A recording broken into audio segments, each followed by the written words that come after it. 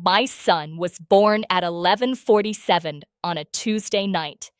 7 pounds, 2 ounces, a head full of dark hair. He grabbed my finger in the first 30 seconds and didn't let go for what felt like a long time. His father wasn't in the room. I want to tell you that story. Not to make you angry, though you probably will be. I want to tell you because I spent almost 2 years noticing things quietly, gathering things quietly, and waiting. And I want you to understand what that kind of waiting feels like from the inside. The weight of knowing something and choosing your moment. My name is Maya Callahan. I'm 30 years old, and this is the story of the night my marriage ended, the secret my mother-in-law thought she buried, and the envelope my attorney had been holding for 6 weeks, waiting for exactly the right moment. Hit subscribe, drop your city below, and please stay with me, because this one takes a while to land, and it's worth it. Not because he deserves the beginning of this story, but because you need to know who he was before you can understand who he became. Or maybe who he always was, and I just didn't see it clearly enough.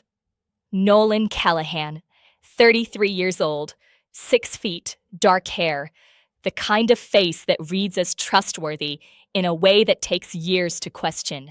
He sold insurance, commercial lines, mid-sized companies, and he was genuinely good at it. People liked him. He had the specific skill of making whoever he was talking to feel like the only person in the room. That skill looks like warmth when you're the one it's directed at. It looks different when you're watching him use it on someone else. We met at a mutual friend's dinner party when I was 26. He'd just moved to Columbus from Cincinnati. He was funny and attentive, and he remembered details. The name of my college roommate, the restaurant I mentioned I wanted to try, the book I said I was halfway through. He texted a week later with a link to a review of that restaurant. I thought, this is a man who listens. We were engaged by 28, married that same year. I got pregnant 6 months into our marriage. The pregnancy wasn't planned, but it wasn't unwelcome. We talked about it. We cried a little, laughed a little, ordered Thai food, and sat on our kitchen floor, making lists of names. That night felt real. I want to say that. That night felt like a real marriage. What I didn't know yet was who else was making plans. Her name is Connie Callahan, Nolan's mother, 61 years old, a retired school administrator from a suburb of Cincinnati, who had, in the 3 years I'd known her, never once called me anything other than sweetie in a tone that made the word feel like a closed door. I want to be careful here.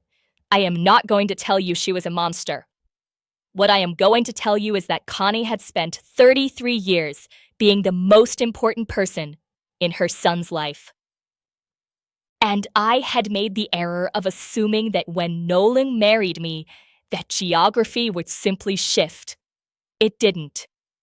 The first signs were small. The way Connie would text Nolan during our dates. Not emergencies, just checking in. Just saying she'd seen something that reminded her of him. Just sending a photo. Nolan always answered immediately. Not always, I should say, most of the time. Often enough that I noticed. The second year she started coming to Columbus more frequently. Long weekends. She'd stay in our guest room and cook elaborate meals and rearrange our kitchen to a system that made sense to her, and that I would quietly restore the following week. I brought it up to Nolan once, gently, the way you do when you're still hoping you don't need to be direct.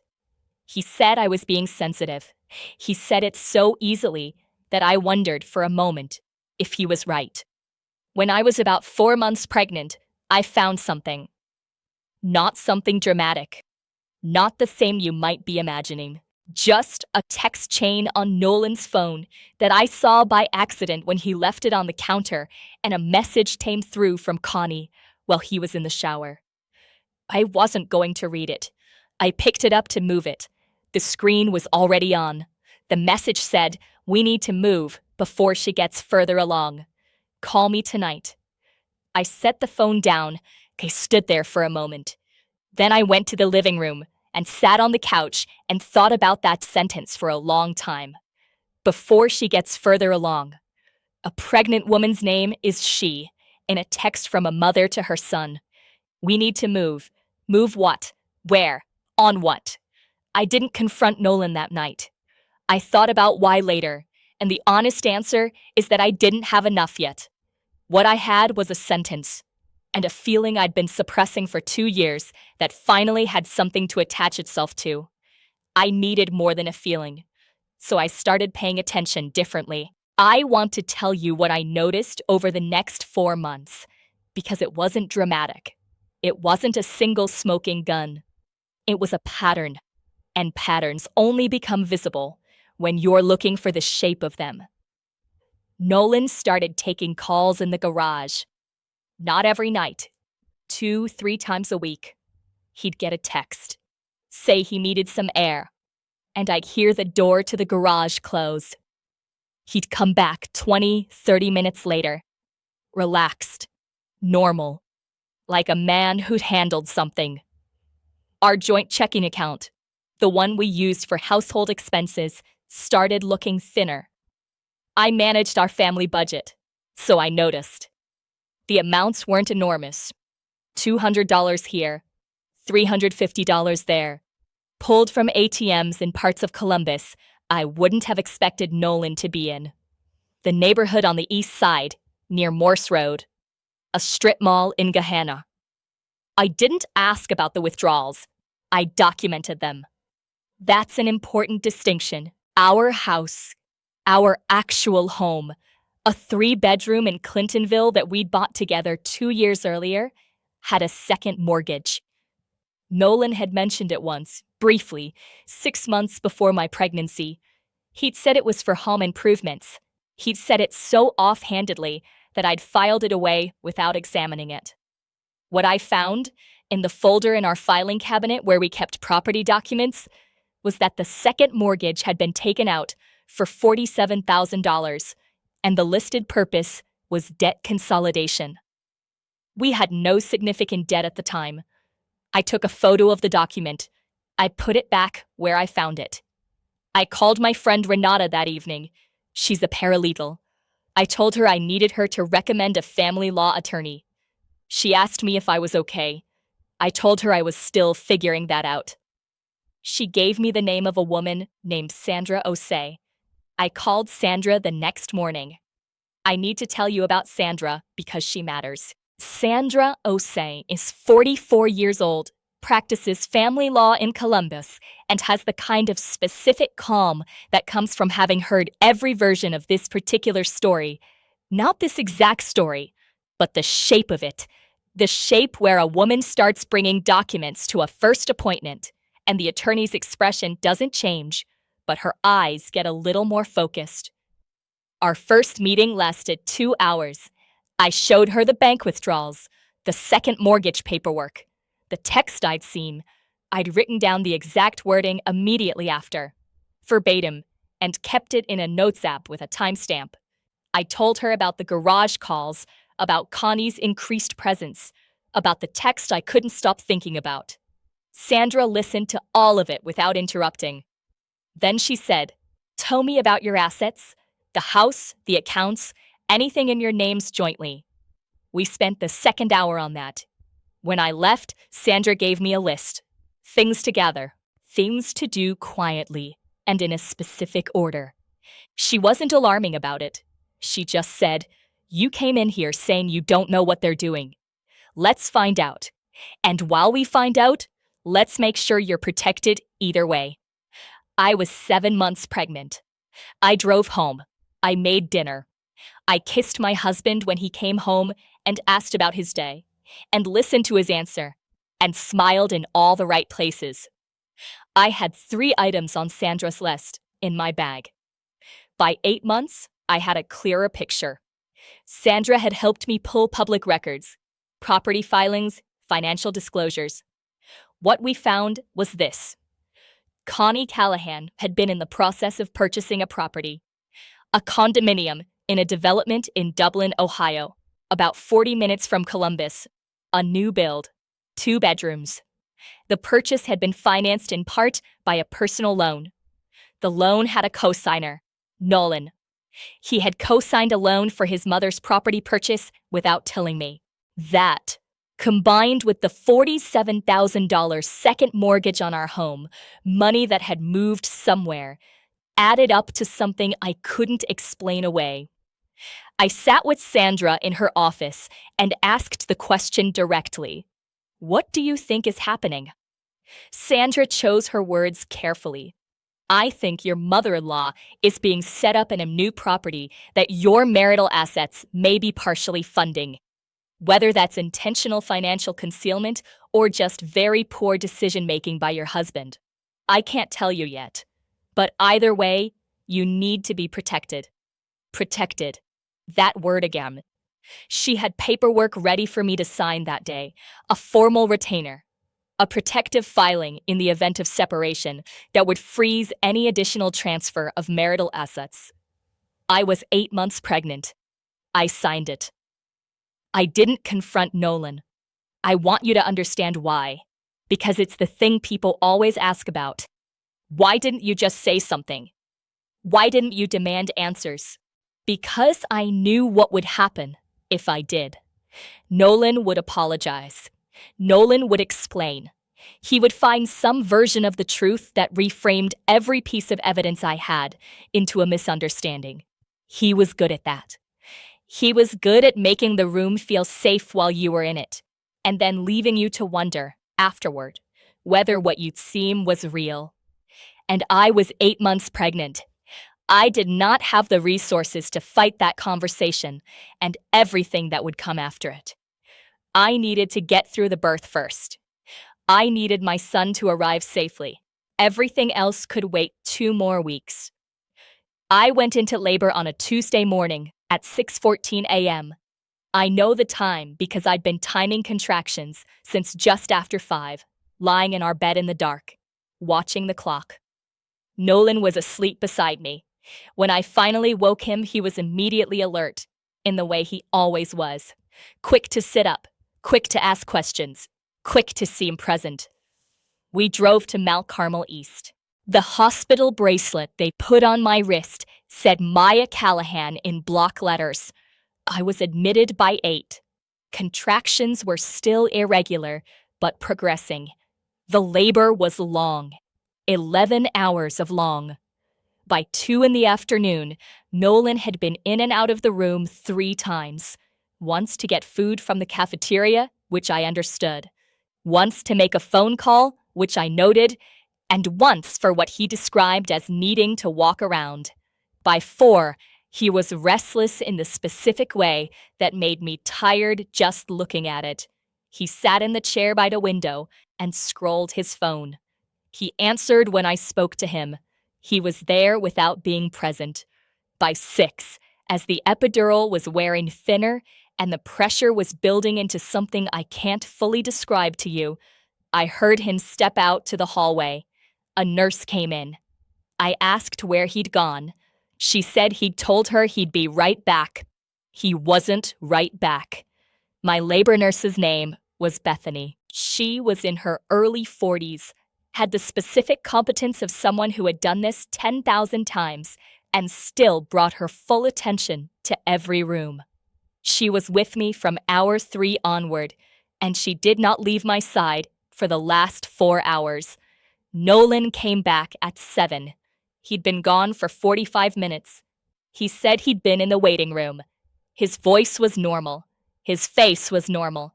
His phone was in his jacket pocket, and I could see the slight profile of it, rectangular, insistent, that it had buzzed twice while he stood there telling me he'd just stepped out for some air. I didn't say anything. I was in transition. I didn't have the capacity for anything except what my body was doing. But there is a particular kind of clarity that comes in those hours, a stripping away of everything that isn't essential, and what remained in me was very calm and very clear. I knew I didn't know the details yet. At 9:45, the OB came in and said we were close. Nolan stood. He moved toward the side of the bed. He picked up my hand. His phone buzzed. He glanced down. Just a glance. The reflex of it. His hand went toward his pocket. I looked at him. He looked at me, and something moved across his face. Not guilt, not exactly, but the recognition that he had been seen doing the thing he was doing. And then it was gone, smoothed over, and he put the phone away and squeezed my hand and said, "I'm here. I'm right here." He was there for about 20 minutes. Then he told Bethany he needed a moment, that he was feeling faint, that he needed some air. Bethany looked at him in the way that nurses look at husbands who cannot manage to be present for their own children's births. Not unkind, not cruel, just seeing him completely. She told him the waiting room was down the hall. She came back to my left side, and 2 hours later, at 11:47 in the evening, my son was born. Without his father. I held him for a long time before I asked anyone to find Nolan. His name is Eli. We had agreed on it 3 months earlier at the kitchen table over takeout. Eli James Callahan. He was 7 pounds 2 ounces, and his hair was dark, and his grip was remarkable for someone who had been in the world for less than 5 minutes. I pressed my face against his forehead. I let myself feel it, all of it, the love and the grief and the exhaustion and the specific loneliness of doing this without the person who was supposed to be beside me. I let it move through me. Then I handed Eli to Bethany. I asked her to take him for the newborn checks. I asked her to send someone to find my husband. She looked at me with something I didn't have a word for. "I'll go myself," she said. Nolan came in, looking like a man who had prepared an expression. He said the right things. He held Eli carefully and looked at his face, and his eyes did fill with something real, I think. Even people who have done terrible things love their children. Those two truths can exist at the same time. He stayed for an hour. Then he said his mother had come in from Cincinnati to help, and he should go let her into the house. I looked at him. "Your mother came from Cincinnati," I said. "Just to help with the baby coming home. When did she get in?" A slight pause, barely there. "This afternoon." He kissed my forehead. He kissed Eli's head. He said he'd be back first thing in the morning. He left at 1:30 a.m. I lay in that bed with my son asleep on my chest, and I thought about the phrase, "this afternoon." He had left the delivery room at 7. He had come back at 7:45. His mother, he said, had arrived this afternoon. And she had come to our house. The house she had been in dozens of times. The house she knew like her own. The house where, according to the documentation Sandra and I had been compiling for 6 weeks, a significant number of financial documents were kept in our filing cabinet in the home office. We need to move before she gets further along. 4 months ago, that text. I had just given birth. I was holding my son, and I finally understood what they had been moving. I texted Sandra at 2:17 a.m. 3 words. "It's time. Go." She had been waiting for that message. We had discussed this. The timeline we'd established was straightforward. Sandra had prepared a formal separation filing 6 weeks earlier, held in abeyance. She had also prepared a motion to freeze all marital assets pending discovery, based on the documentation we'd gathered on the second mortgage, the co-signed loan, and the ATM withdrawals. The plan was always to wait until I was safely through the birth, until Eli was here and I was stable and the ground was solid enough to act on. My son was 2 hours old. The ground was solid enough. Sandra filed electronically at 9 a.m. the first moment the family court system accepted filings. By 10:30, Nolan had been formally served.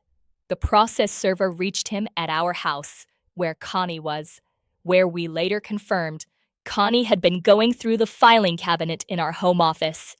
She had a stack of documents on the kitchen table when the process server knocked on the door. I know what happened next because Nolan called me at 10:47 a.m. in my hospital room, where I was nursing Eli for the second time and watching Columbus through the window. Gray October light on the buildings. Eli's small weight settled against me like ballast. The call came through on my phone. I looked at the screen. I let it ring twice. Then I answered. "What did you do?" His voice was different. Not Nolan in a room making you feel seen different. Something stripped of that. "I filed for separation," I said. "My attorney also filed a motion to freeze our joint assets pending a financial discovery review." Silence. "You had Sandra Osei since February," I said. He didn't say anything for a long moment. In the background, I could hear Connie's voice, lower, urgent, asking him something. "She can't take documents from the house," I said. "She needs to stop. Sandra has already notified the court that we believe there was an attempt to access and potentially remove financial documents from our shared property." A longer silence. "The second mortgage, Nolan. The co-signed loan. The ATM withdrawals. We have all of it." I heard him exhale. Not anger. Something more like a man who has been running a very long distance and has just stopped. "I can explain." "I know you can. You should explain it to Sandra. Or to the court. One of the two." I ended the call. Eli had fallen asleep. I sat with him for a while and watched the light move across the window. Connie had attempted to leave the house with 3 folders of financial documents. The motion Sandra filed had included a provision she'd anticipated, a request to the court for emergency preservation of marital documents given documented patterns of asset movement. The process server, who had specific instructions, had made this clear to Connie. The documents were returned to the filing cabinet. Connie drove back to Cincinnati that afternoon. The financial discovery process took 4 months. What it found was this. The $47,000 second mortgage had been used to partially fund the Dublin condominium purchase. Nolan had co-signed the $68,000 loan. Combined, he had moved or committed roughly $115,000 in marital assets. Some directly, some through obligations he'd created without my knowledge or consent, toward establishing his mother in a new property. Over the previous 22 months, Nolan had transferred approximately $31,000 through a series of cash withdrawals and small wire transfers that individually looked like nothing. Together, they looked like a pattern. The total came to approximately $146,000. In the discovery documents, Nolan's attorney argued these were loans, family obligations, that Connie had financial difficulties and Nolan had helped. Sandra's response was direct. If they were loans, where was the documentation? Where was the repayment schedule? Where was any evidence, any at all, that Maya Callahan had been informed, consulted, or had consented? There was none, because she hadn't been. The divorce settlement took 7 months to finalize. I want to say something careful here about what I did and didn't get, because I think the internet tends to turn these stories into scorecards. So let me be honest. I got the house. That was the most important thing for Eli. I got child support and a settlement that accounted for the concealed asset transfers. The $146,000 was factored into the division in a way that, according to Sandra, was about as favorable an outcome as this kind of case produces. I did not get back the years I spent in a marriage to a man who was making quiet plans with his mother, while I was trying to build something with him. You can't settle that. You can only eventually stop looking for where to put it. Nolan sees Eli twice a week and every other weekend. Eli is 11 months old now and has 4 teeth and is learning to pull himself up against the coffee table. He is everything. He doesn't know any of this. That is exactly as it should be. Connie is in her Dublin condo. We do not speak. When Eli is with Nolan, I understand Connie sees him. I have thoughts about that. I keep to myself. Here is what I want to tell you about the waiting. People always ask, wasn't I angry when I was in that delivery room? Wasn't I sitting there furious, laboring alone while my husband stood in a hallway on his phone? Yes, of course.